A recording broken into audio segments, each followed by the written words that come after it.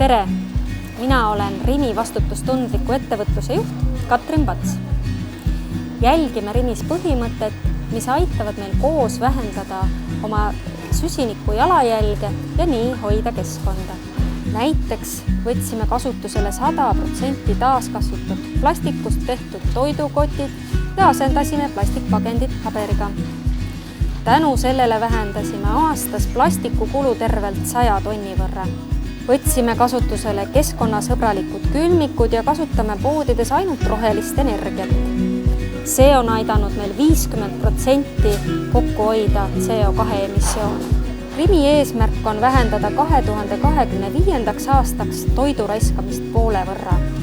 Jälgime väga hoolega, kui palju me endale toitu sisse tellime. Näiteks 2020. aastal annetasime üle 1000 tonni toitu Toidupangale.